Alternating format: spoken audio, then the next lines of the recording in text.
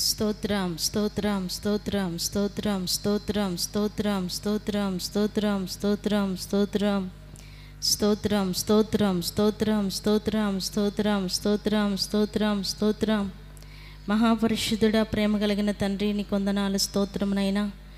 గడిచిన కాలమంతా మీ రెక్కల నీడలో దాచి ఆరోగ్యం ఇచ్చి ఆయుష్కాలమును పొడిగించి ఈ పునరుద్ధాన దినమందు నీ పరిశుద్ధమైన ఘనమైన నామమును స్తుతించటానికి తండ్రి మీ సన్నిధిలోనికి మమ్మల్ని అందరిని కూడా సమకూర్చినందుకు స్తోత్రం చెల్లిస్తున్నాం. కరెంటును, సిస్టమును, వాతావరణాన్ని మీరు స్వాధీనపరచుకున్నందుకు వందనాలు చెల్లిస్తున్నాం. మందిరములో అడుగుపెట్టుచున్న ప్రతి బిడ్డను మీరు ఆశీర్వదించి దీవించండి. కూడి వచ్చిన నీ బిడ్డలందరిని బట్టి నీకు స్తోత్రం అయ్యా. ఇంకా రావాల్సిన బిడ్డలను త్వరగా తీసుకుని రండి. వారి ప్రయాణం అంతట్లో మీరు తోడయ్యుండి క్షేమంగా తీసుకొస్తున్నందుకే స్తోత్రం చెల్లిస్తున్నాం. పాటల ద్వారా, వాయిద్యముల ద్వారా మీ నామానికి మహిమ తెచ్చుకొనండి అయ్యా. నీకు స్తోత్రం నైనా. ఆరాధన ద్వారా మీరే మహిమను పొందండి. సాక్ష్యముల ద్వారా, కీర్తన భాగము ద్వారా అయ్యా మీ నామానికి మహిమ తెచ్చుకోమని ప్రార్థిస్తున్నాం. మందిరములో అడుగుపెట్టుచున్న ప్రతి బిడ్డను మీ ఆత్మ స్వాధీనములోనికి తీసుకునండి అయ్యా. నీకు స్తోత్రమునైనా.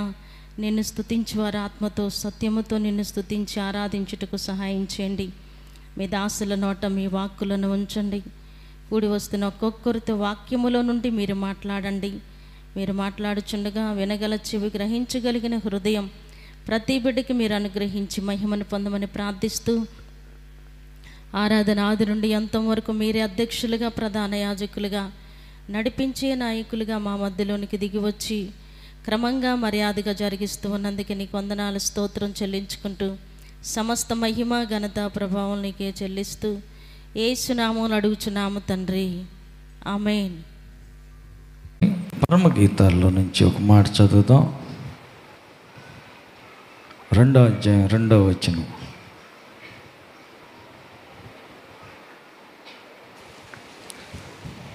బలురక్కసి చెట్లలో వల్లి పద్మము కనబడునట్లు స్త్రీలలో నా ప్రియురాలు కనబడుచున్నది. అడవి వృక్షములలో. హల్లెలూయా. ఇక్కడ మనం గమనించినట్లయితే బలురక్కసి చెట్లలో వల్లి పద్మము కనబడుచున్నది. కొంచెం జాగ్రత్తగా వింటే అర్థమవుతుంది. బలురక్కసి చెట్లు, బ్రహ్మజముడు, నాగజముడు, ఇవన్నీ ఏంటంటే ముళ్ళుగా ఉంటాయి. ఎటు చూసినా ఒళ్ళంతా ముళ్ళే, ఎటు చూసినా ముళ్ళు. ఈ ముళ్ళు కలిగినటువంటి బలురక్కసి చెట్లు, ఈ చెట్లన్నిటి మధ్యలో ఏమున్నదంట? వల్లి పద్మం. హల్లెలూయా. గులాబీ పువ్వు చుట్టూ ముళ్ళ మధ్యలో గులాబీ పువ్వు ఎలాగైతే కనపడుతుందో నా ప్రియురాలు అట్లాగ ఉన్నది అంటున్నాడు. జాగ్రత్తగా ఆలోచిస్తూ వినాలి. పద్మం, గులాబీ పువ్వు చుట్టూ ముళ్ళు ఉంటాయి. గులాబీ చెట్టు కూడా ముళ్ళే, చుట్టూ ముళ్ళు ఉంటాయి. ముళ్ళ మధ్యలో గులాబీ పువ్వు ఉంటుంది. పువ్వు బాగుందని కొయ్యబోతే ఆ ముళ్ళు గుచ్చుకుంటాయి. ముళ్ళున్నాయి చుట్టూ, అన్నీ ముళ్ళే. ఆయన అంటున్నాడు, నా ప్రియురాలు అంటే యేసు ప్రభు ఏమో ప్రియుడు, సంఘమేమో ప్రియురాలు. ఆయన ప్రియురాలను గురించి ఆయన అన్న మాట ఏంటంటే, ముళ్ళ మధ్యలో గులాబీ ఎలాగుందో, ముళ్ళని శ్రమల మధ్యలో నా సంఘం ఉన్నది ఆయన చెప్పదలిసిన మాట అర్థం అది. ముళ్ళ మధ్యలో, చుట్టూ ముళ్ళ మధ్యలో గులాబీ పువ్వు ఎలాగైతే ఉన్నదో సంఘం కూడా చుట్టూ శ్రమల మధ్యలో సంఘం ఉన్నది అనేది ఆయన చెప్పదలిసినటువంటి ఒక మాట. కాబట్టి శ్రమలు దేనికి అనంటే మనల్ని కాపాడటానికే. హల్లెలూయా. ఎవడైనా అడావుడిగా వచ్చి ఆ పువ్వుని తెంపాలని చేయి చాపితే చుట్టూ ముళ్ళు ఉంటాయి, గుచ్చుకుంటాయి. ఆడికి ముళ్ళు గుచ్చుకుంటాయి, జాగ్రత్తగా పట్టుకోవాలి దాన్ని. హల్లెలూయా. అయితే సంఘం, దేవుని బిడ్డలమైనటువంటి సంఘం, మనమంతా కూడా ఒక స్త్రీతో పోల్చబడుతున్నాం. స్త్రీతోటి పోల్చబడినటువంటి మనం ఏం చేయాలంట? శ్రమల మధ్యలో ఉన్నాం. శ్రమలు అవసరం, అనవసరం కాదు. సంఘానికి శ్రమలు అవసరం. ఎందుకంటే యేసు ప్రభు కూడా మన కోసం, మనం రక్షించటం కోసం ఆయన గవిని వెలపల శ్రమ పొందాడు. మనం కూడా శ్రమ అనుభవించాలి. పరలోక రాజ్యం చేరటం కోసం ముందు సిద్ధపాటు కావాలి. అందుకని ఇబ్బంది అనే కొలిమిలో పెట్టి దేవుడు మనల్ని ఇబ్బంది పెడతా ఉంటాడు. ఎందుకంట? కొలిమిలో పెట్టకుండా కత్తి పొదును కాదు, దానిని కొలిమిలో పెట్టి కాల్చి బయటకు తీసి సుత్తితో కొట్టిన తర్వాత గొడ్డలకి పొదును వచ్చుద్ది. ఆ గొడ్డలతో కట్టె కొట్టినప్పుడు దెబ్బకు ఒక మొక్క, ఒక కొమ్మ ఇరిగి పడిపోతుంది. ఆ గొడ్డలి కొలిమిలో పెట్టకుండా పొదును రాదు, ఎక్కువ కష్టపడాల్సి వస్తుంది. పొదును లేదు కనుక మొద్దు కత్తితోటి చెట్టు నరకాలంటే చాలా టైం పట్టుద్ది. అదే కొలిమిలో పెడితే కాలి ఎర్రగా కాలిన తర్వాత దిమ్మ మీద పెట్టి సుత్తితోటి మలాటతో కొడితే అది బాగా పొదును తేలుతుంది.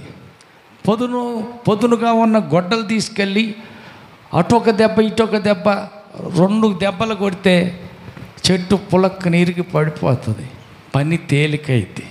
అందుకని మనల్ని కావాలనే దేవుడు కొన్నిసార్లు కొలిమిలో పెడతాడంట. హల్లెలూయా, హల్లెలూయా, హల్లెలూయా. పక్క వాళ్ళకి చెప్పండి, కొలిమి అవసరమా? అవసరమే. అనవసరం అన్నారా?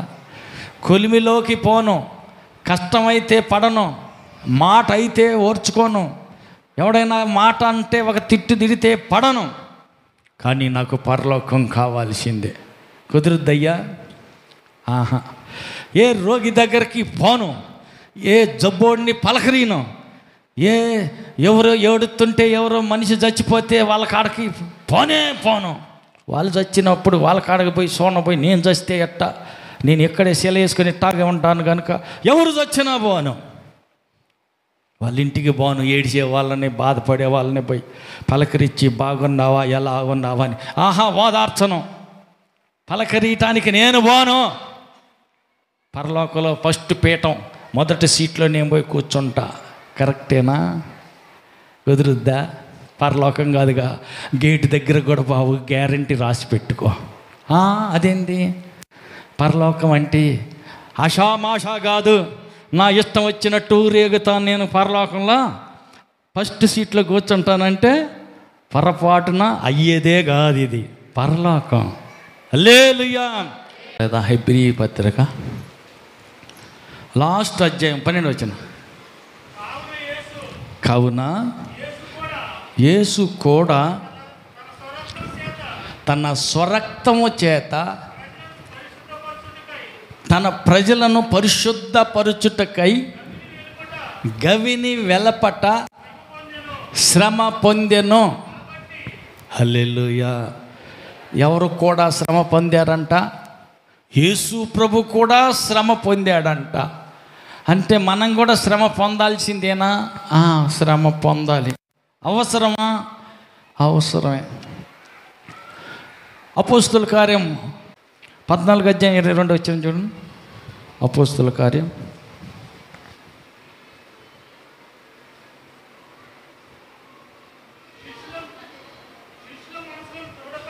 శిష్యుల మనుషులను దృఢపరిచి విశ్వాసమందు నిలకడగా ఉండవలనని అనేక శ్రమలను అనుభవించి మనము దేవుని రాజ్యములో ప్రవేశించవలెననియు వాళ్ళను హెచ్చరించిరి. అనేక శ్రమలు, ఒకటి కాదు రెండు కాదు, అనేక శ్రమలు అనుభవించి అప్పుడు మనం పరలోకంలో ప్రవేశించాలంట. అంటే శ్రమలు అనుభవించకుండా పరలోకం లేదా? లేదు. పరలోకం వస్తావా? పక్క వాళ్ళని అడగండి, పలకరించండి. పక్క వాళ్ళని అడగండి, పరలోకం నువ్వు కూడా వస్తావా? కొలిమి తప్పదు, శ్రమ తప్పదు, అనేక శ్రమలు సహించవలసిందే, తప్పదు. హల్లెలూయా, హల్లెలూయా. చాలామందికి ఏంటంటే విషయం తెలీదు. పరలోకం అంటే అంత తేలిగ్గా, చాలా ఈజీగా ఈడ బస్సు ఎక్కి కూర్చొని ఆడ బస్సు దిగేయటం అనుకుంటున్నారేమో. కాదు కాదు, ఇది ఇరుకైన మార్గం. పరలోకం వెళ్ళే ఈ మార్గం చాలా ఇరుకైంది. ఎందుకని? నీ ఇష్టం ఏం ఉండదు, అంతా ఆయన ఇష్టమే జరగాల. హల్లెలూయా. కొంతమందికి భర్త ఇష్టం కూడా చేయటానికి ఇష్టం ఉండదు. నేను చెప్పినట్టు మర్యాదగా ఇను, నోరు మూసుకొని కూర్చో. నీకేం తెలుసు? అట్ట కాదమ్మాయి, ఆరం కానీ భారం కానీ భరించి, కష్టం కానీ శ్రమ కానీ చేసి 10 రూపాయలు తెచ్చి ఇచ్చేది నేను కదా, నేను చెప్పినట్టు వినను అంటావేందంటే, నీకేం తెలుసు? నోరు మూసుకొని కూర్చో, నేను చెప్పినట్టు ఇను. అదేంటి? అంతే. ఒకరు చెప్పినట్టు నేను వినేదేంది? నేను చెప్పినట్టే అందరు వినాలి. కొంతమంది మనస్తత్వం అట్టుంటుంది. ఒకసారి ఒక సంగతి చూసి నేనే ఆశ్చర్యపోయా. తనకంటే తక్కువ వయసోడు, తనకంటే బామ్మ లేక తనకంటే వరుసైనోడు కాకుండా బాబాయ్ కొడుకు తమ్ముడే అవుతాడు. వాడిని పెళ్లి చేసుకుంది. ఏందమ్మాయి మైండ్ పోయిందా? అరే నువ్వు బడి పొంతులమ్మ అమ్మాయి, పిల్లలందరికీ బడి చెప్పి టీచర్వి, ఇన్ని వేలు సంపాదించే బడి పొంతులమ్మ, ఏంటమ్మాయి నువ్వు చేసిన పని అంటే, కాదన్నా ఇదిగో నాకంటే పెద్దోడు అనుకో, వాడు నువ్వు చెప్పినట్టు నేనేనాలంటాడు. అదేంది? అవును అమ్మాయి, నేను నీకంటే వయసులో పెద్దోడిని, చదువులో పెద్దోడిని, ఉద్యోగంలో పెద్దోడిని, కాబట్టి నేను చెప్పినట్టు నువ్వు వినాలి అంటాడు వాడు. అందుకని ఈడేమో వయసులో చిన్నోడే, వరుస కాకపోతే కాపాడు, కానీ చదువులో చిన్నోడే, తక్కువడే. ఈడైతే నేను చెప్పినట్టు వింటాడని ఈయన చేసుకోను. ఈ తెలివితేటలు ఎట్టండి చూడండి. హల్లెలూయా. అంటే కొంతమంది యొక్క మెంటాలిటీ, మానసికమైనటువంటి స్థితి, వాళ్ళు చెప్పినట్టు ఎదుటోళ్ళు విన్నారు, కానీ వీళ్ళు చెప్పినట్టు వాళ్ళు వినరు. అది వాళ్ళకున్న మనస్తత్వం అట్లాంటిది కాదు.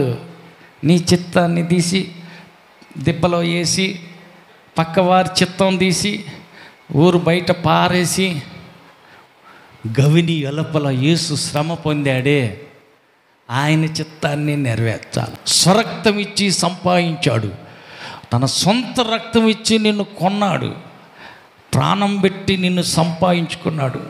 ఆయన ఇష్టమా లేక నీ ఇష్టమా? పక్క వాళ్ళని అడగండి.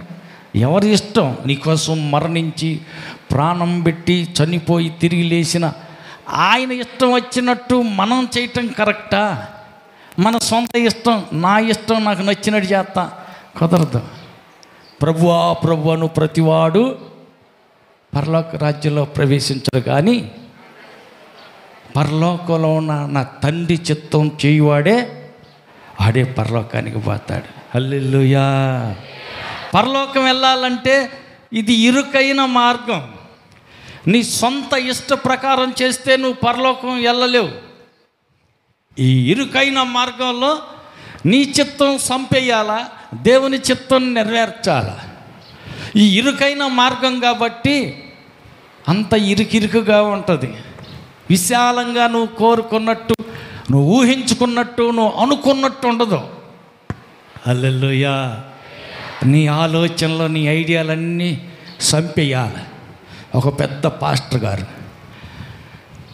నేను ఏది చేసినా కరెక్ట్గానే ఉంటుంది, నాకు అనిపిస్తుంది నేరుగా వెళ్ళిపోయి అద్దెంకిలో అక్కడ దేవుని సువార్త చెప్పాలి అనుకున్నాడు. అద్దెంకిలో టౌన్ కాబట్టి అక్కడ అందరికీ యేసు ప్రభు గురించి చెప్పొద్దాం అనుకున్నాడు. ప్రయాణం అయ్యాడు, కలకూరు దాకా వెళ్ళాడు, పొద్దుగూకింది, అక్కడ నిద్రపోయాడు. అప్పుడు బస్సులు లారీలు ఇవన్నీ ఏమి లేవు కదా. కలకూరులో పండుకొని నిద్రపోయాడు. ఆ రాత్రిపూట కలలో ఒక ఆయన వచ్చి చెబుతున్నాడు, ఏమని, ఇదిగో నువ్వు మా ఊరు వచ్చి సువార్త చెప్పాలా అని గుర్రవారిపాలెం నుంచి వేరే కొంతమంది వచ్చి ఈయన పిలుస్తున్నారు. ఇదేంటో నాయన, నేను అద్దెంకి వెళ్దామనుకోని కదా ప్రయాణం సాగించి ఇంత దూరం దాకా వచ్చాను, ఈ గుర్రవారిపాలెం వాళ్ళు వచ్చి మా ఊరు రమ్మంటున్నారు ఏంటి అని అంటే, దేవుడు అంటున్నాడు, నా ఇష్టం నువ్వు గుర్రవారిపాలెం వెళ్ళాలనేది, నీ ఇష్టం అద్దెంకి వెళ్ళాలని. అద్దెంకి కాదు. అప్పుడు మాసిదోనియా దేశస్థులు పిలిచి, నీవు మాసిదోనియాకు వచ్చి మాకు సహాయం చేయమని తనను వేడుకొనుస్తున్నట్టు రాత్రివేళ పౌలునకు దర్శనం కలిగెను. అప్పుడు లేచి పొద్దున్న ఏం చేశాడు, అప్పుడు అతనికి ఆ దర్శనం కలిగినప్పుడు వారికి సువార్త ప్రకటించుటకు దేవుడు మమ్మలను పిలిచి ఉన్నాడని మేము నిశ్చయించుకొని వెంటనే మాసిదోనియాకు బయలుదేరుటకు యత్నము చేసేతిమి. హల్లెలూయా. మాసిదోనియాకి వెళ్ళటమేమో దేవుని చిత్తం. పౌలు యొక్క ఉద్దేశం ఏంది, ఇంకొక ఊరు వెళ్ళాలని. ఆయన అనుకున్నట్టు వెళ్తున్నాడు, కానీ దారిలో సగం దాకా వెళ్ళినాక నీ చిత్తం తీసి పక్కన పెట్టు, నా చిత్తం నెరవేర్చు, నీవు మాసిదోనియాకి వెళ్ళాలని నిర్ణయం చేశాడు. సరే ప్రభా అని లోబడ్డాడు, కానీ అవిధేయత చూపల. హల్లెలూయా. కొన్నిసార్లు మన జీవితాల్లో కూడా మనకు నచ్చిన దానిని చేసి, మనకు ఇష్టమైన మార్గంలో నడిచి, మనకు బాగుందని అనిపించిన దానికి చేసి కష్టాలు కొని తెచ్చుకుంటాం. హల్లెలూయా, హల్లెలూయా. కాబట్టి నా ఇష్టం ఏంటి, నీ ఇష్టం. తర్షీసుకి వెళ్ళటం నా ఇష్టం. అక్కడైతే వాళ్ళు మంచోళ్ళు కాదయ్యా, నీవు నినివేకి వెళ్ళాలా అని దేవుడు అంటున్నాడు. నినివే వాళ్ళు మంచోళ్ళు కాదండి, నీ దృష్టికి మంచోళ్ళు కాకపోవచ్చు, మంచివాడు కాదనుకున్నావే, చెడిపోయిన వాళ్ళు అంటున్నావే, చండాలులైన వాళ్ళని మార్చటం నా వల్ల అయింది కాబట్టి నా ఇష్ట ప్రకారం నువ్వు నినివేకి వెళ్ళను పోయావు. నాకు తెలుసు నువ్వు ఎసంటోడువో, చంపేస్తానంటావు, కానీ నేను 4 కన్నీళ్ళు గార్చేసరికి సరేలే పోండి, నేను చంపలేనని మాట మార్చుకుంటాను. అట్టటోడు నువ్వు, నీ బుద్ధి నాకు తెలుసు, అందుకే నేను వెళ్ళను. హల్లెలూయా. ఎటు వెళ్తావు? తర్షీసుకి వెళ్తా. వాడ టికెట్ కొన్నాడు, వాడలో ఎక్కి కూర్చున్నాడు. స్టార్ట్ అయినాయి. అయ్యా ఇశ్రాయేల్ ఏం స్టార్ట్ అయినాయి అయ్యా? ఇశ్రాయేలు ఏమేమి స్టార్ట్ అయినాయి అంట? ఆయన ఇష్ట ప్రకారం అడుగు ముందుకేసాడు, టికెట్ కొని వాడలో ఎక్కి కూర్చున్నాడు, మొదలైనవి అంట. ఏంటి అయ్యి? శ్రమలు మొదలైనవి. ఏంటి ఆ శ్రమలు? పెను తుఫాను రేగింది. అవిధేయుడైన ఒక్కడ వల్ల వాడ మొత్తం తల్లకిందులైపోతుంది. వాడలో ఉన్న వాళ్ళంతా సస్తున్నానని గుండెలు గుప్పట్లో పెట్టుకుని అయ్యో అయ్యో ఒరే సస్తున్నారా ఏం చేద్దాం, బరువు ఎక్కింది, ఇంట్లో ఏడ తినేవి ఉన్నాయిరా, గోధుమలు పిండి అన్నీ ఉన్నాయి, ఎత్తి పడైంది. మన ప్రాణం కంటే ఈ గింజలు ఎక్కువ, ఎత్తేయండి. ఎత్తి మొత్తం పాడేశారు. ఒరే నాయనలారా, ఎవరి దేవుడిని వాళ్ళు మొట్టుకోండి, ఎవరి దేవుడికి వాళ్ళు ప్రార్థన చేయండి అంటే ప్రార్థన చేస్తూ ఉన్నారు. అందరూ ప్రార్థన చేస్తున్నారు. కానీ అయ్యగారు ఏం చేశాడు? అసలు కథానాయకుడు పోయి అడుగున నిద్రపోతున్నాడు. ఒరే నిద్రపోతా, నీకేం వచ్చిందిరా పొయ్యే కాలం, ఇక్కడొచ్చి పనుకున్నావేంద్రా, ఎవరు దేవుళ్ళు వాళ్ళు మొక్కుతున్నారు.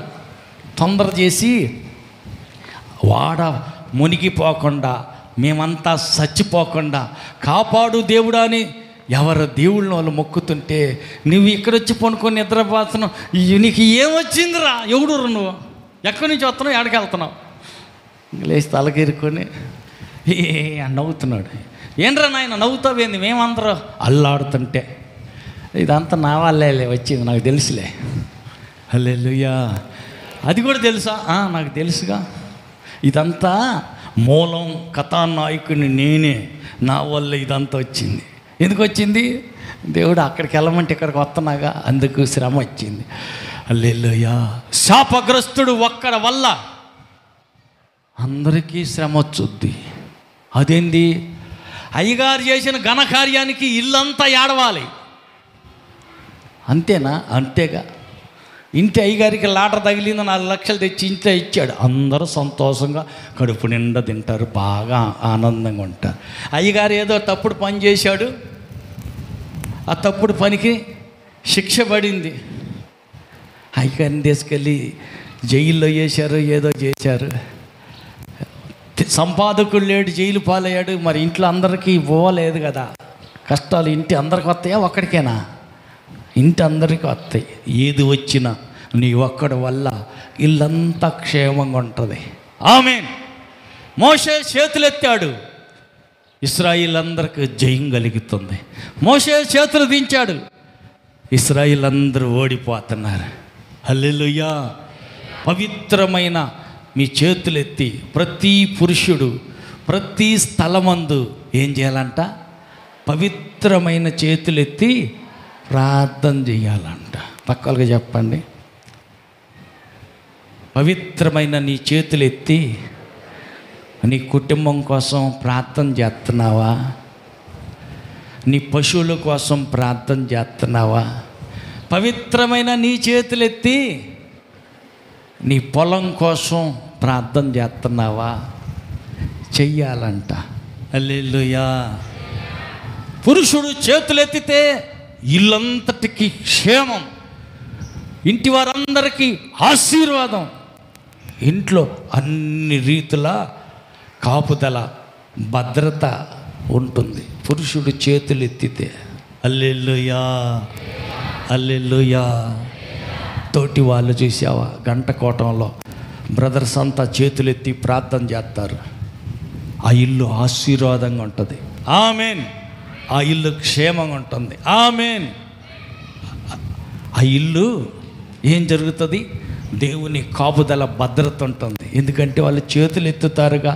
దేవుని తట్టు నువ్వు చేతులు ఎత్తితే నీ చేతులు వ్యర్థంగా తిరిగి రావు, ఆశీర్వాదంగా ఉంటాయి. ఆమేన్. నీ చేతులు ఏ అవసరంతో ఆయన తట్టు ఎత్తావో అవి నింపబడతాయి. ఆమేన్. కాబట్టి నువ్వు చేతులు ఎత్తటం అలవాటు చేసుకోవాలి. చేతులు ఆకాశం తట్టు ఎత్తితే నిన్ను బట్టి నీ కుటుంబం అంతా క్షేమంగా ఉంటుంది. హల్లెలూయా. హల్లెలూయా. నీవింట్లో ఉన్నంతసేపు ఏ సాతానుడు ఇంటి దగ్గర రావటానికి కుదరదు. నువ్వు చేతులెత్తి ప్రార్థన చేస్తావు, చేతులెత్తి ఆజ్ఞాపిస్తావు, చేతులెత్తి శాసిస్తావు. ఏ దయ్యం నా ఇంట్లో అడుగు పెడతానికి వీల్లేదు. ఆమేన్. ఏ శాపం నా కొంపకు తగలటానికి వీల్లేదు. ఆమేన్.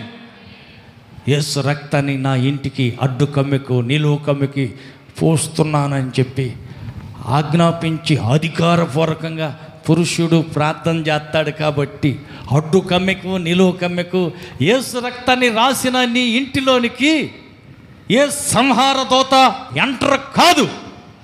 సంహరించే దూత నీ ఇంట్లో రానంత వరకు నీ ఇంటిలో ఏ శాపం పని చెయ్యదు.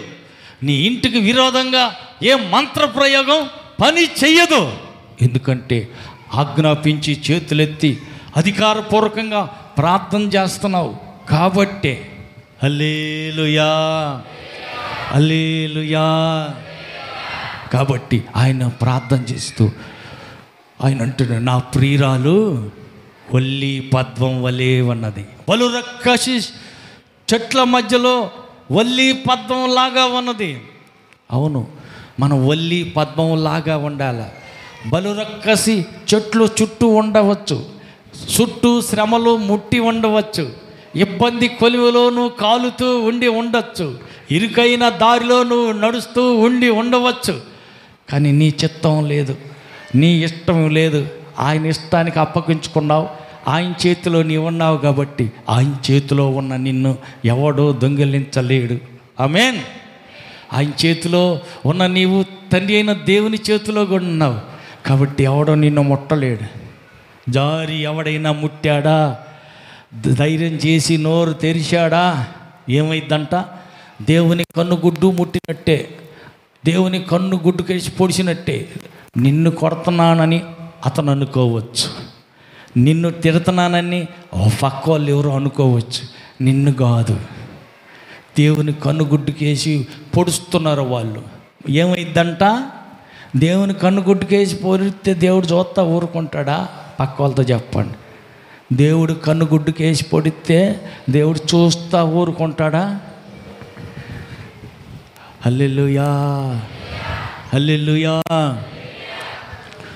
హల్లెలూయా. కుక్క వెళ్ళి పొయ్యితో చేతులాడుతా రోజు టాలు వెళ్ళి కాలు దూర్చి రోజు ఆ టయానికి ఏం చేస్తుందంటే పొయ్యి ఆరిపోద్ది. ఆరిపోయిన పొయ్యిలో ముందు కాలు దూర్చి కిందకి లాగి ఆ బూడిదంతా అటు ఇటు పక్కకి చెలిగి ముడక తీసుకొని పండుకుంటుంది దాంట్లో. హల్లెలూయా. ఆ రోజు మాత్రం ఆలస్యంగా నీళ్లు కాగబెట్టినందున నిప్పు కొరువులో ఆరిపోలా కనుగులు నిప్పులు ఉన్నాయి, నుసిగమ్మి ఉన్నాయి. మామూలుగానే అనుకుంది పాపం పిచ్చి కుక్క, తెలివి తక్కువ కుక్క పోయి హడావుడిగా అమాంతంగా ముందు కాలు దూర్చి ఇట్ట లాగింది. రోజులాగే చిమ్ముదాం అనుకుని ఇట్ట ముంచిది, ఇట్ట చిమ్ముతుంది. ఇంకేముంది, కాలింది. ఇంకా కొయ్యో అంట 3 కాళ్ళతోటి ఈ కాలు పైకి ఎగబెట్టుకుని కొయ్యో అంట పరిగెత్తుతుంది. ఏంద్రా బాబు, ఎవరు కొట్టారు దీన్నంటే ఏం లేదు, 4-5 నిప్పు కొరువులు బయటకు వచ్చి పడ్డాయి. హల్లెలూయా. అది ఎవరో కొట్టినట్టున్నారని అందరూ బయటకు వచ్చి చూస్తే అది రోజు ఆ కుక్క ఆడనే పండుకుంటుంది. ఎలా అన్నరాటం ఆలస్యమైందని నిప్పు కొరువులు అవి ఇంకా ఉన్న సంగతి దానికి తెలీదు. నిదానంగా కాగి తెర్లి ఉన్నాయి. ఆ నీళ్ళు తీసుకొస్తే అన్న పోసుకుంటారని తోడారు. నేను దొడ్లో స్నానం చేసి బయటకు వచ్చేళ్ళకి ఈ సంగతి మర్చిపోయి ఈ కుక్క ఏం చేసింది, దూర్చింది ముందు కాలు. హల్లెలూయా. పక్క వాళ్ళతో చెప్పండి, కాలే పొయ్యితో శతురు కాదు, శతురు ఆడితే ఆ కుక్క కతి నీతో శతురు ఆడే వారికి జరుగుద్ది. గట్టిగా చెప్పండి. హల్లెలూయా. అయితే నువ్వు ఎట్టుండాలంట? కాలే పొయ్యిలాగా ఉండాలా, ఎట్టుండాలా? ఆరిపోయిన పొయ్యిలాగా. గంట కొట్టానికి పోయి శానాలు అయింది, పొయ్యి శానాలు అయ్యి ఆరిపాకి ఏమైంది, ఎమ్మటి ఆరిపోదు పొయ్యి. హల్లెలూయా, హల్లెలూయా. శనివారం కోటానికి వచ్చి చానాలు అయిపోయా. శనివారం రాత్రి ఉపవాస ప్రార్థన మందిరానికి వచ్చి చానాలు అయింది, పొయ్యి ఆరిపోయి ఉంటుంది అంటావా? ఘనఘన మండుతుందా? అడగండి, పక్కన అడగండి. నీకు పొయ్యి ఘనఘన మండుతుందా, ఆరిపోయి ఉంటుంది అంటావా?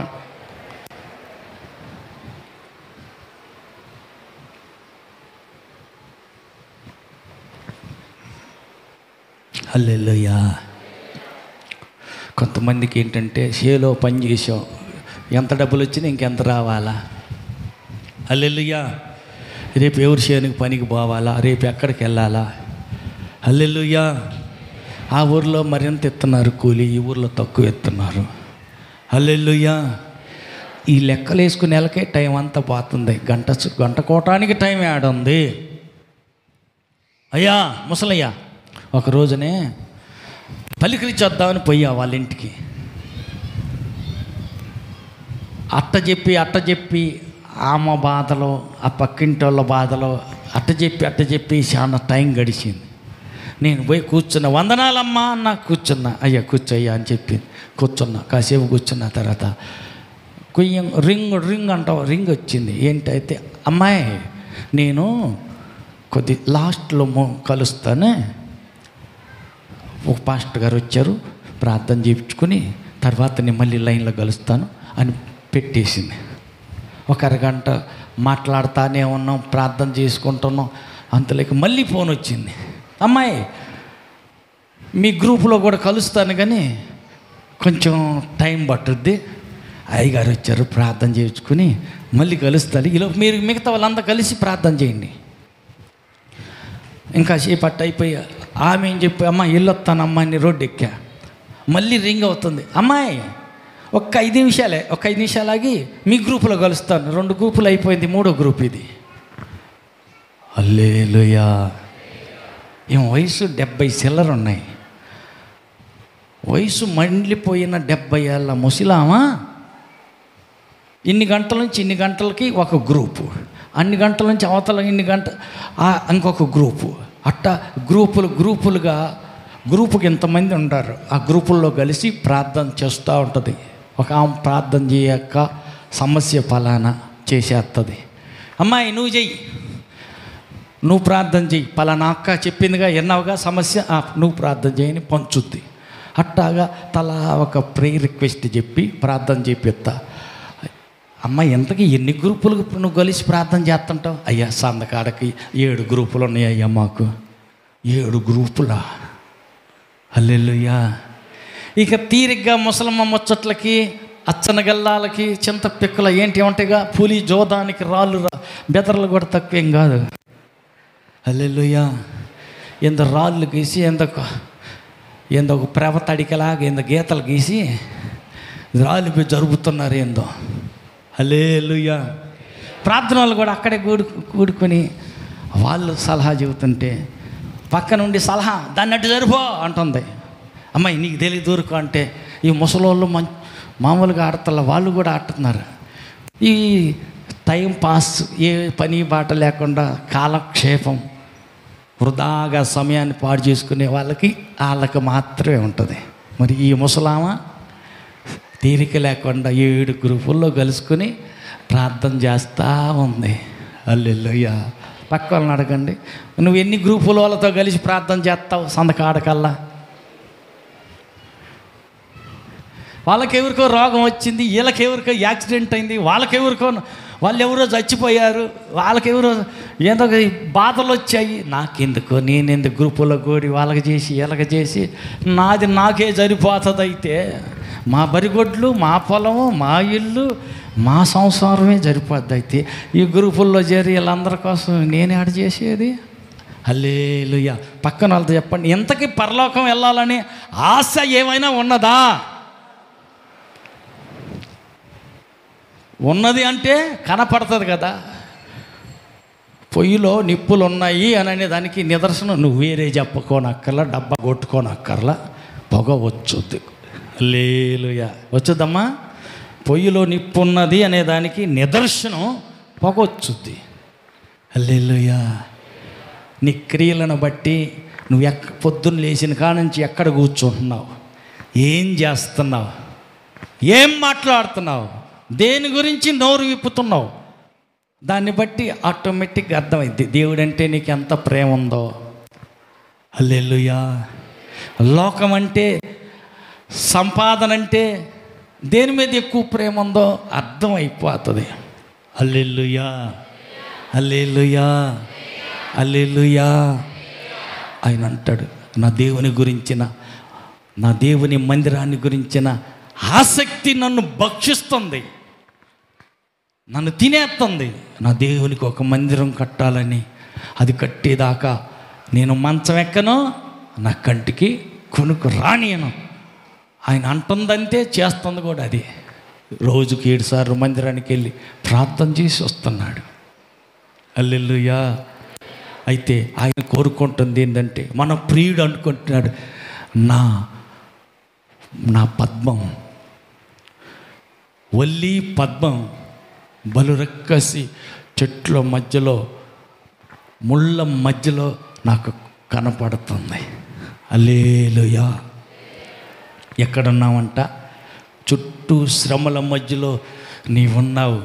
మరొక చోట ఆయన అంటాడు, తోడేళ్ళ మధ్యకి నక్కల మధ్యకి గొర్రె పిల్లవలే నేను మిమ్మల్ని పంపిస్తున్నాను అంటాడు. అదేంది? నక్కలు చుట్టూ నక్కలు, మధ్యలో తోడేలు మధ్యలో గొర్రె పిల్లను పంపితే ఎట్టుంటుంది? అన్నీ కరుస్తాం, కొరుకుతాం, తినేస్తాం. ఎప్పుడు ఈరోజు చదివిన కీర్తనలు కూడా అదే ఉంది. అవకాశం దొరికితే చంపేద్దాం, తినేద్దాం, కొరికేద్దాం, నరికేద్దాం అన్నట్టు. చుట్టూ శత్రువులు ఉంటే మధ్యలో నిన్ను గొర్రె పిల్లగా పెట్టాడంట. హల్లెలూయా. అందుకని ఆయన అంటాడు కదా, పాముల వలె వివేకంగా ఉండండి, పావురం వలె నిష్కపటంగా ఉండండి. చుట్టూ నువ్వు ఒక్కదానివే గొర్రె పిల్లవి, చుట్టూ ఏమన్నాయంట? చుట్టూ తోడేళ్ళు ఉన్నాయి. పక్క వాళ్ళతో చెప్పండి, తోడేళ్ళ మధ్యలో గొర్రె పిల్లలాగున్నావు. హల్లెలూయా, హల్లెలూయా. ముళ్ళ మధ్యలో ఒల్లి పద్మంలాగా ఉన్నావు. హల్లెలూయా. అనేక శ్రమలు అనుభవించి మనం పరలోకం వెళ్ళవలసి ఉన్నది. అయితే మరి ఎట్ట చేయాలా? శ్రమలు వస్తాయి, ముందుగానే గ్రహించు, అర్థం చేసుకో. నిందలు వస్తాయి, అది నీకు ముందే తెలిసి ఉండాలా. నిందలు వచ్చినప్పుడు నీ మీద దేవుని పరిశుద్ధాత్మ నిలబడే ఉంటాడు. అందుకోసం నీ మీదకి నిందలు వస్తున్నాయి, రావాలా. నింద రాకుండా ఆత్మ దేవుడు నీ మీద అలాగే నిలిచి ఉండాలంటే అసాధ్యం. హల్లెలూయా. కాబట్టి నింద రావాలి నీ మీద. ఆ నిందలు అలాగే ఉన్నప్పుడు వాటన్నిటిలో కాపాడే దేవుడు నిన్ను ఆవరించి ఉంటాడు. పరిశుద్ధాత్మ దేవుడు నిన్ను కాపాడటానికి, నిందల మధ్య నిన్ను నిలబెడటానికి, నిందల మధ్యలో నిన్ను సహించి ఓర్చుకుని ఉండటానికి ఆయన నీ మీదే నిలబడి ఉంటాడు. హల్లెలూయా, హల్లెలూయా, హల్లెలూయా. వాళ్ళ బాబాయ్ వచ్చినప్పుడల్లా ఏదో ఒకటి తెస్తాడు, తినేదో ఏదో ఒకటి తీసుకొస్తాడు. వాళ్ళ నాన్న వస్తాడు కానీ వత్తా ఒక సమోసా కూడా తేడు. బాబాయ్ వచ్చాడు అనుకో, ఏం తెస్తాడు? జిలేబీ, సమోసా తెస్తాడు. ఈసారి చికెన్ పకోడీ తెస్తారు. మరి ఈసారి ఇంకేం తెస్తాడమ్మా సుశీలమ్మ? ఈసారి వచ్చే వాళ్ళ బాబాయ్ ఏం తెస్తాడంట? ఆ పిల్లకి నచ్చిన కాయలన్నీ, డ్రాగన్ ఫ్రూట్లని, డ్రై ఫ్రూట్స్ అని ఏదేదో కాయలు తీసుకొస్తాడు. సంచులు తెస్తా ఉంటాడు. బాబాయ్ వచ్చేటప్పటికెల్లా ఈ పిల్లకి గుర్తు, మా బాబాయ్ వస్తానంటే ఏదో ఒకటి గ్యారెంటీగా తెస్తాడు. హల్లెలూయా, హల్లెలూయా, హల్లెలూయా. ఒకసారి వాళ్ళ నాన్న ఫోన్ చేశాడు, బాబాయ్ నా పక్కనే ఉన్నాడు, మరి నేను వచ్చేదా మీ బాబాయ్ని రమ్మంటావా? ఏమా ఎవరిని కోరుకుంటుంది పిల్ల?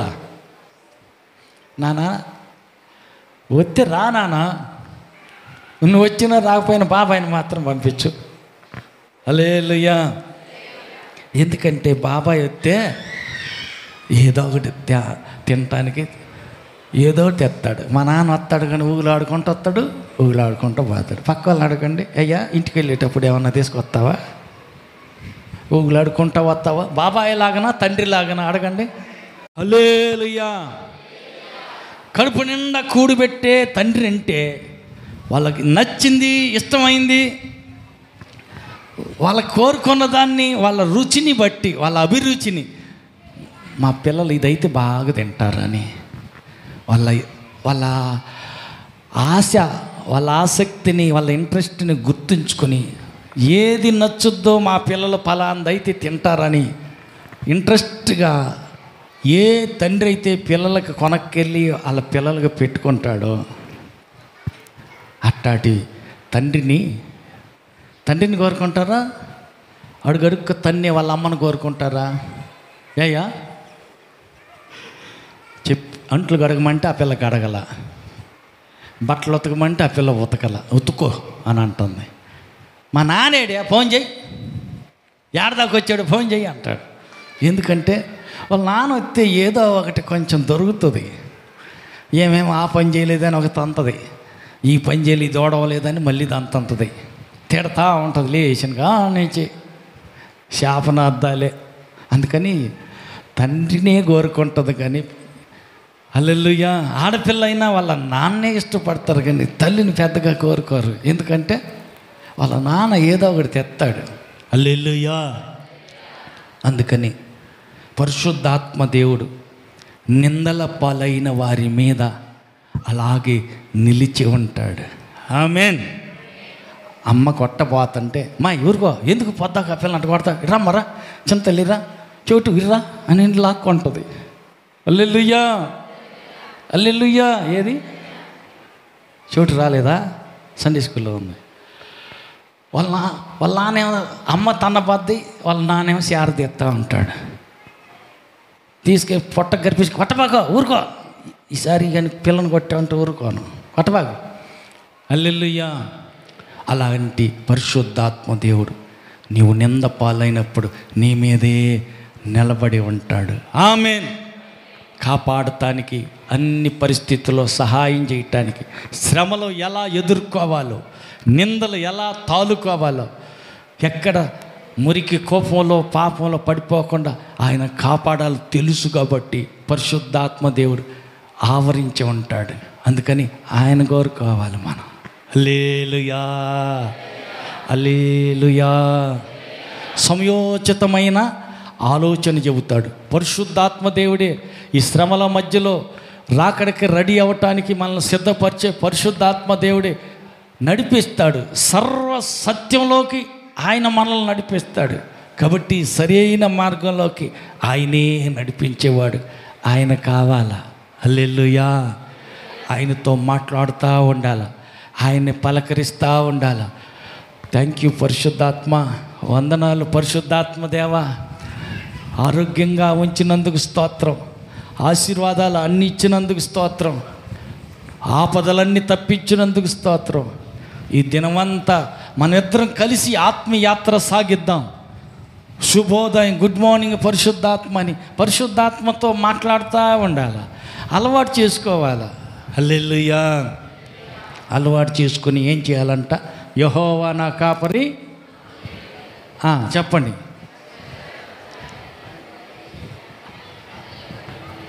ఏది కొంతమంది చెప్పట్లే అసలు. 23వ కీర్తన పొద్దున్నే నిద్ర లేచిన వెంటనే గట్టిగా పలకండి, నోరు తెరిచి పలకండి. హల్లెలూయా హల్లెలూయా. ఆ రోజంతా ఎన్ని శ్రమలు వచ్చినా, ఎన్ని నిందలు వచ్చినా, పరలోక ప్రయాణంలో మనకి ఎన్ని బాధలు కలిగినా ఇవన్నీ యుద్ధరంగం. కాబట్టి యుద్ధాలన్నింటిలో విజయం పొందటానికి చిన్న సూత్రం ఆ 23వ కీర్తన గట్టిగా నోరు తెరిచి పలుకుతూ ఉండండి. అదే మీ ప్రార్థనగా మారాలి. హల్లెలూయా. ఎప్పుడైతే ఆ రీతిగా పలుకుతావో, నోరు తెరిచి ఒప్పుకుంటున్నావు, యెహోవా నా కాపరి, అసలు నాకు లేం లేదు, ఇంట్లో కూరగోళ్ళు లేవు, హల్లెలూయా, కూరకే లేకపోతే ఏమి లేవు, నాకు లేమి అనేదే లేదు, అన్ని సమృద్ధిగా ఉన్నాయి, నీకెందుకు విశ్వాసంతో నోటితో పలుకు అయ్యే వస్తాయి. హల్లెలూయా హల్లెలూయా. గాఢాంధకార లోయలో నేను సంచరించవలసి వచ్చినా నేను ఏ అపాయానికి భయపడను. ఎందుకని? నీ దుడ్డు కర్ర, నీ దండం నన్ను ఆదరిస్తుంది. అట్ట నోటితో పలుకుతా ఒప్పుకుంటా ఉండు. ఆ రోజంతా పోరాటంలో, ఆ రోజంతా ఆత్మీయ యాత్రలో, అన్ని విషయాల్లో జయం పొందటానికి దేవుడు కృప ఇస్తాడు, బలపరిచి నడిపిస్తాడు. హల్లెలూయా. కాబట్టి మనమంతా కూడా ఒల్లి పద్మం, ప్రియుడైన యేసు యొక్క ఇష్టపడి మెచ్చుకొని కోరుకొని ఆయన వధువు సంఘం. ఈ లోకరీత్యా భార్యాభర్త అంటే పక్క పక్కనే ఉంటారు, వారి ఇరువురు ఏక శరీరమై ఉంటారు. అంటే ఇది శరీరార్థం. భార్య భర్త పక్క పక్క ఉంటారు. హల్లెలూయా.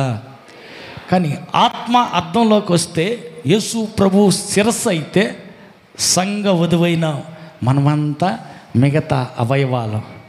ఇప్పుడు మెడకాయతో ఈ తలకాయని మెడకాయని అన్ని అవయవాల్ని ఏక శరీరంగా కలపటం జరుగుతుంది. హల్లెలూయా. శరీర రీతిగా ఆలోచిస్తే అర్థం కాదు. ఆత్మీయంగా మనం అర్థం చేసుకోవాల్సింది యేసు శిరస్సు తలకాయ లేకుండా మెడకాయ మిగతా అవయవాలు ఉంటాయా? దేనికి పనికిరావు. తలకాయని తీసి కాసేపు పక్కన పెడదాం, మిగతా అన్ని అవయవాలు బాగానే ఉన్నాయి. ప్రయోజనం ఏమైనా ఉన్నదా? ఫలితమే లేదు. శిరస్సు అయిన యేసుతో బంధం ఉండాలా. ఆమేన్. అడుగడుగు ఆయనతో పలకరిస్తా ఉండాల. అన్ని విషయాల్లో ఆయన సరి అయిన సహాయకుడు. కాబట్టి మనందరిని సరిగ్గా సిద్ధపరిచి యేసుప్రభు రాకడ దాకా అందరినీ రెడీగా ఏదేది అలంకారం అవసరమో మనకు కావాల్సిన విధేయత అనే అలంకారం, ప్రేమ అనే ఒక మంచి స్వభావం, వీటన్నిటినీ సమకూర్చి సిద్ధపరిచి పెండ్లి కుమారుడు యేసుతో ఏకం చేసే వ్యక్తి పరిశుద్ధాత్మ దేవుడు. అందుకని మనం ఆయనతో ఏకమైతే, ఆయనతో అనుబంధం సంబంధం కలిగి ఉంటే ఏది కరెక్టో, ఏది సత్యమో, ఏది అసత్యమో తెలియజేస్తాడు. ఆయన తెలియపరుస్తాడు, నడిపిస్తాడు. ఆయనే పూర్తిగా ఆయనకు అధీనంలో ఉంచుకుంటే, ఆయన స్వాధీనంలోకి అప్పగించుకుంటే ఆయనే నడిపిస్తాడు. అట్ట కాదులే కొంచెం కాళ్ళు వచ్చి నేను నడుస్తాను, నేను నడవగలను అని చెయ్యి విడిచిపెట్టావా ఏమైద్ది? ఈ చెయ్యిని నరికేసి తీసి ఎక్కడ తగిలిచ్చామనుకో, ఏమన్నా ఫలితం ఉంటుందా? ఫలితం లేదు. అది అతుక్కుని అక్కడే ఉంటేనే దానికి అందం. హల్లెలూయా, హల్లెలూయా, హల్లెలూయా. చాలా చోట్ల జరుగుతుంది ఏంటంటే, ఆ వ్యక్తిని మాత్రం నేను క్షమించను, ఆ వ్యక్తి చెండిపోయినోడు, మంచోడు కాదు, ఆ వ్యక్తి పక్కన ఈ చెయ్యి అటు పక్క ఉంటే నేను ఇటు పక్క నేను ఉండాలా, నేను ఉండను. కాకపోతే ఇంకో చర్చికి పోతా, నాకు నచ్చిన చోట ఇంకో చోట ప్రార్థనకు పోతా, నువ్వు ఏడకన్నా పో. ఆ వ్యక్తితో యువతల వ్యక్తితో సమాధానం లేదుగా. పలకనంటే పలకను, కలిసి ఉండటం అంటే జరగని పని లేదు. లేదు. హల్లెలూయా, హల్లెలూయా. యేసు ప్రభువుని 30 వెండి నాణేలకి అమ్మేస్తాడు యోధా ఇస్కరియోతు అని ముందే తెలుసా యేసయ్యకి? తర్వాత తెలుసా? ముందే తెలుసు కదా. తెలిసి ఉండి కూడా పెత్తనం అప్పగిచ్చాడు. హల్లెలూయా.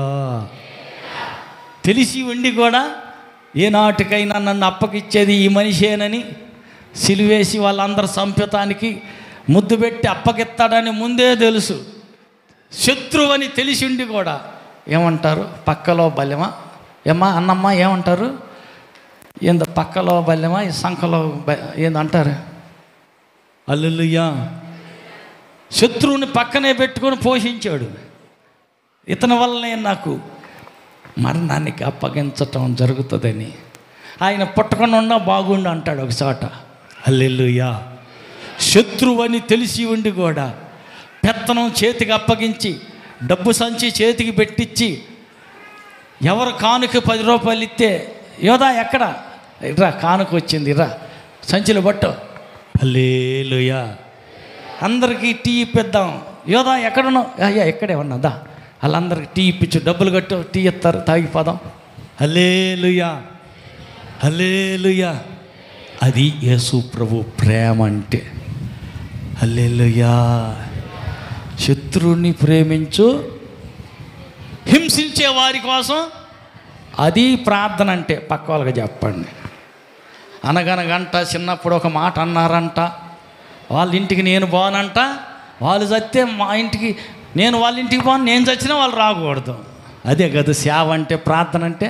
కాదు, పరలోక గేటు దగ్గర కూడా బాబు. పక్క వాళ్ళకి చెప్పండి, ఆషామాషా కాదు ఇది ఇరుకు మార్గం, తమాషా కాదు, పిల్లల ఆట కాదు, ఇది ఇబ్బంది కొలివి, కాలిపోవాలా.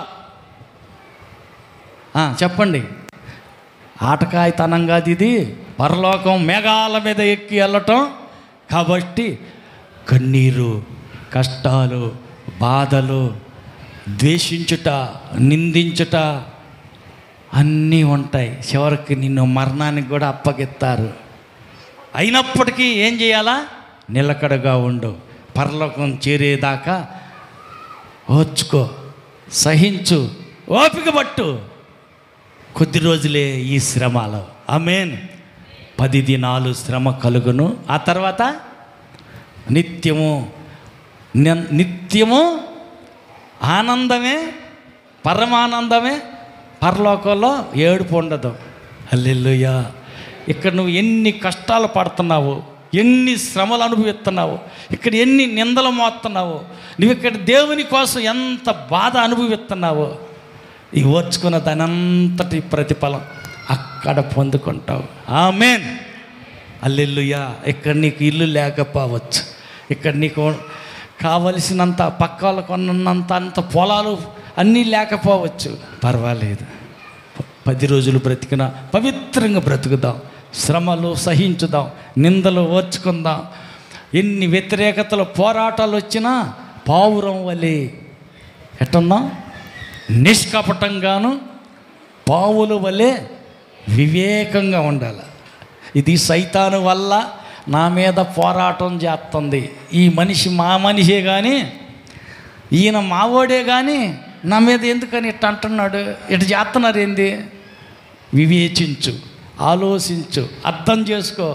ఆ మనిషి కాదు, మనోడే కానీ వెనకాల ఉండి పని చేస్తుంది సైతాను. అర్థం చేసుకుని వివేకంతో మనం తెలివిగా జాగ్రత్తగా నోరు మూసుకొని కూర్చో. పక్క వాళ్ళకి చెప్పండి, తెలివిగా తప్పించుకోవటం అంటే నోరు మూసుకో.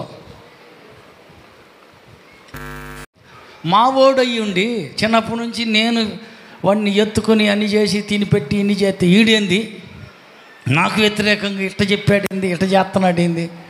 హల్లెలూయా. పరీక్షించటం కోసమే సైతాను వాడుకుంటాడు. సొంత భార్య వచ్చి అంటుంది, ఏమీని దేవుణ్ణి దూషించు, యథార్థత విడిచిపెట్టు, చచ్చిపో, దూషించి సావు అంటుంది. ఎవరు? కట్టుకున్న భార్య. అయ్యో అదేంది? హల్లెలూయా. కట్టుకున్న భార్య సావమంటుంది. హల్లెలూయా. పిల్లలందరూ చచ్చిపోయారు, అంతా పోయింది. ఓర్చుకొని ఎట్టకట్ట ఆమెని పెట్టుకొని జాగ్రత్తగా ఈడ్చుకొస్తుంటే చివరికి ఏమైంది? నన్ను జామంటుంది ఏంది? అది కాక దేవుణ్ణి దూషించి చచ్చిపో అంటుంది ఏంది? హల్లెలూయా. ఆయన ఏమన్నాడు? మూర్ఖురాల్లాగా నువ్వు మాట్లాడకూడదు. అదెవరో మూర్ఖులు మాట్లాడతారు, నువ్వు మూర్ఖురాలివి కాదు. హల్లెలూయా. మూర్ఖులు మాట్లాడినట్టు మాట్లాడతావేంది? మాట్లాడగాక. హల్లెలూయా, హల్లెలూయా. కాబట్టి ఒల్లి పద్మం వల్లే, ముళ్ళ మధ్యలో ఒల్లి పద్మం వల్లే, శ్రమల మధ్యలో సంఘం మనం ముందుకు సాగిపోతానే ఉండాలి, ఆగిపోకూడదు. ముళ్ళ లాంటి శ్రమలు వస్తాయి.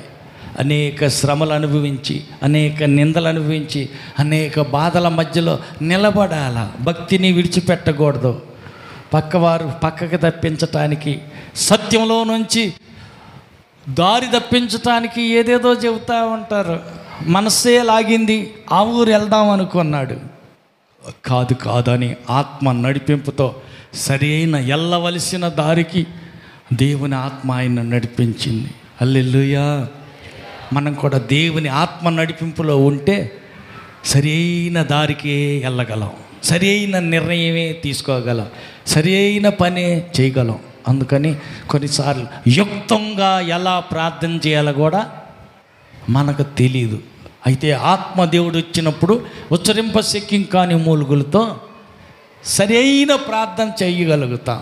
ఉదాహరణకి దారిని వెళ్తాం, చేలోకి వెళ్తుంటే దారిలో పాము అడ్డం వస్తుంది. మనం పైకి చూసుకుంటా వెళ్ళిపోతే కాలేస్తామేమో, కరుసుద్దేమో. ఆ పామును తొక్కకుండా నేను పోయిన టయానికి దారిలో అడ్డం రాకుండా చెయ్యని ప్రార్థన చేయగలమా? మనకేం తెలుసు అయ్యా? తెలిసి ఉంటే చేయగలం. అది ఎవరికి తెలుసు? మరి ఆత్మ దేవునికి తెలుసు. ఆయనకు అవకాశం ఇస్తే అన్య భాషతో ప్రార్థన చేస్తే యుక్తమైన ప్రార్థన అంటే అది. ఏమని? నేను రేపు వెళ్ళి పొలం వెళ్తున్నాను, దారిలో పాము అడ్డం రాకూడదు. అడ్డం రావటానికి ప్లాన్ గీసి పెట్టిన సైతాను పాము యేసు నామములో పక్కకు తొలగిపోవునుగాక. ఆ పాము నన్ను కరవాలని కాటేయాలని పొంచి ఉన్న పాము యేసు నామములో నా దారికి అడ్డు రాకుండా తొలగిపోవుగాక అని ఎప్పుడు చేయగలుగుతాం? ఆత్మదేవుడికి తెలుసు గనక ఆ సంగతి ఎత్తి ప్రార్థన అలా చేయటం జరుగుతుంది. అది యుక్తమైన ప్రార్థన. ఎక్కడికో వెళ్తున్నాం, ఏదో ప్రమాదం పొంచి ఉంది, సైతాను ఏదో ఒక బండిని తీసుకొచ్చి పటాన పొడిచి యాక్సిడెంట్ చేయాలని కాసుకొని ఉన్నాడు. దుష్టుడు ఎప్పుడూ మనకు విరోధంగా, మనకు కీడు తలపెట్టే దానికోసం అన్నీ ఆలోచించి ముందు ప్లాన్లు గీసి పెడతాడు. ఏదో యాక్సిడెంట్ చేయాలని, నీ బండికి యాక్సిడెంట్ జరిగించాలని కాసుకొని ఉన్నాడు. ఆ సంగతి నీకు తెలియదు. ఆత్మ దేవుని ద్వారా నువ్వు ఆత్మతో అన్య భాషతో ప్రార్థన చేస్తూ ఉంటే ఆత్మదేవుడు చేస్తాడు ప్రార్థన. ఏమని? రేపు ఈయన బండి వెళ్ళే మార్గంలో యాక్సిడెంట్ జరగాలని, ఆ యాక్సిడెంట్లో ఇతనికి కీడు తలపెట్టి పెట్టాడు సైతాను. ఆ కీడు యేసు నామములో కొట్టివేయండి అని పరిశుద్ధాత్మదేవుడు ప్రార్థన చేస్తాడు. అందుకే యేసయ్య ప్రార్థన చేయటం నేర్పించమంటే ప్రార్థనలో ఒక మొక్క తగిలిచ్చాడు. ఏమని? శోధనలోనికి తేగ కీడు నుంచి తప్పించు. హల్లెలూయా. ఏదో కీడు, పాము వల్ల కీడో, యాక్సిడెంట్ వల్ల కీడో, ఏదో ఒక రీతిగా కీడు తలపెడతానే ఉంటాడు సైతాను. కీడు తలపెడతాడు సాతానుడు. దేవుడు కీడులన్నీ తప్పించి మనల్ని మంచి దారిలో నడిపించాడు. ఆమేన్. కాబట్టి మనం ప్రార్థన చేయాలి. ప్రతిరోజు ప్రార్థనలో ఈ దినమంతా ఉదయం నుండి సాయంత్రం దాకా ఏ కీడు నా మార్గంలో రానియకుండా తప్పించు ప్రభు అని పొద్దున్నే లేచి ప్రార్థన చేయాలి. హల్లెలూయా. వరుడైన యేసు రాబోతున్నాడు. మనం ఆయనతో ఏకమైపోతున్నాం.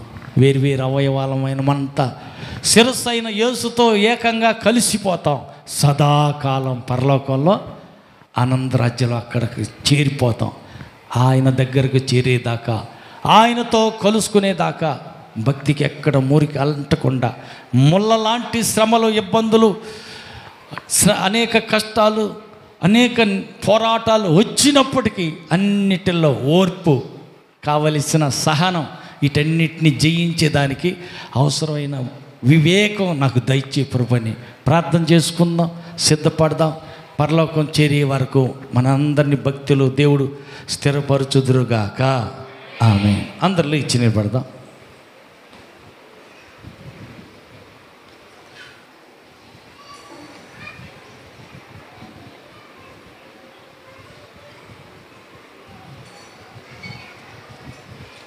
చేతులు ఎత్తుదాం, ప్రార్థన చేద్దాం.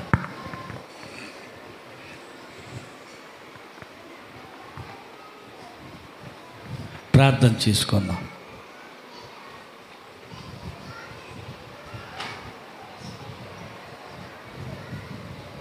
సర్వాధికారి కృప కలిగిన తండ్రి నీకు వందనాలు. కూడి వచ్చిన నీ పిల్లలందరినీ చేతులకు అప్పగిస్తున్నా. అభిషేకించండి, ఒక్కొక్కరిని ఆశీర్వదించండి.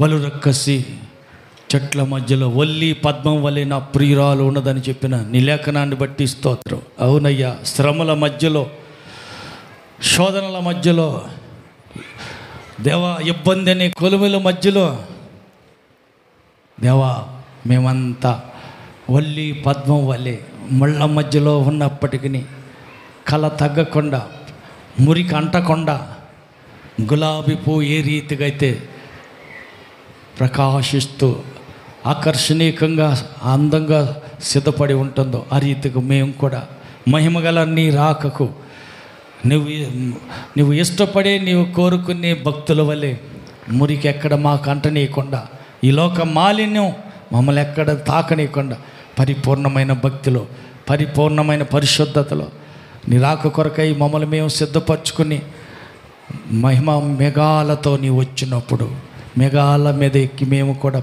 నీతో వచ్చి పరలోకంలో సదాకాలం ఉండే ధన్యత, భాగ్యం, ఆ యోగ్యతను మాకొక్కొక్కరికి దయచేయమని, కుడి వచ్చిన బిడ్డలందరినీ దీవించమని, రాలేకపోయిన బిడ్డలను క్షమించి మహిమగల నీ రాక కోసం బిడ్డలందరినీ సిద్ధపరచమని, బిడ్డలు అర్పించబోతున్న కానుకను అంగీకరించి వారు తినబోతున్న ఆహార పదార్థాలను పరిశుద్ధపరచమని, ఆశీర్వదించమని ప్రార్థిస్తున్నాం. బిడ్డల మధ్యలో ఎవరైనా రోగులు అనారోగ్యంతో ఉన్నట్టయితే ప్రతి రోగం యేసు నామములో వెళ్ళిపోవునుగాక, ప్రతి శాపం యేసు నామములో కొట్టివేయబడునుగాక, ప్రతి అనారోగ్యత యేసు నామములో తొలగిపోవునుగాక, ప్రతి కీడు యేసు నామములో కొట్టివేయబడునుగాక.